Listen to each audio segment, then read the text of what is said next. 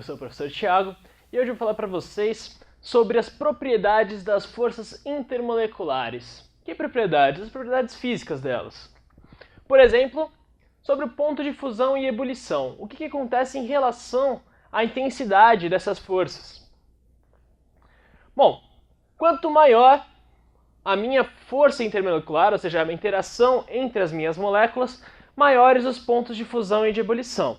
O que é bem óbvio se você pensar que quanto maior a intensidade do que une as minhas moléculas, mais difícil é quebrar elas para realizar minha mudança de estado. Para realizar a mudança de estado, a gente tem que separar cada vez mais as minhas moléculas. Imagina, em estado sólido elas estão praticamente juntas. Aí eu separo elas para chegar no estado líquido. E depois separo mais ainda para o estado sólido, para o estado gasoso. Então, para memorizar, quanto maior a interação intermolecular, maior ponto de fusão e ponto de ebulição. Tensão superficial. Quanto maior a interação intermolecular, maior a tensão superficial. Também. Muito óbvio se você pensar direito. Imagina que você vai pôr as suas mãos em um líquido. Você está fazendo uma força externa. Quando você enfia sua mão dentro de um líquido, concorda que as moléculas se separam para sua mão poder entrar? Então, quanto maior a força que une essas moléculas, mais difícil sua mão penetrar no líquido. Maior a tensão superficial.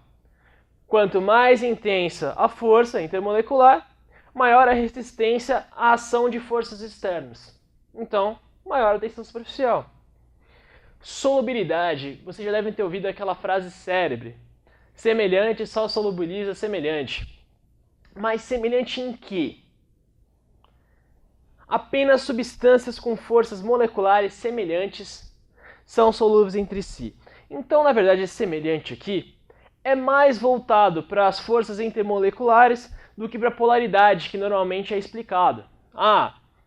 Polar só solubiliza polar, apolar só solubiliza apolar. Isso, em grande parte, é verdade. Como a gente pode ver nos exemplos aqui, ó.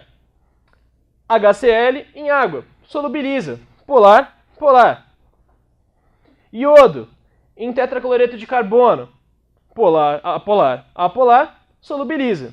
Tá, mas e o O2, que é apolar em água que é polar?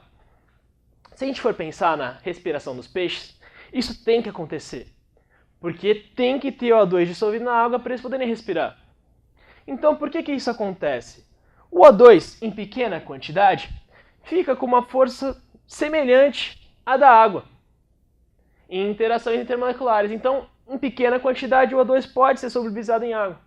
Por isso que os peixes conseguem respirar. Então, para aplicar direito essa frase, semelhante só solubiliza semelhante, pensa em semelhança em relação às forças intermoleculares. Ou seja, se eles têm forças moleculares de grandezas comparáveis, então eles são solúveis entre si. Essas foram algumas propriedades físicas das forças intermoleculares. Muito obrigado e até a próxima.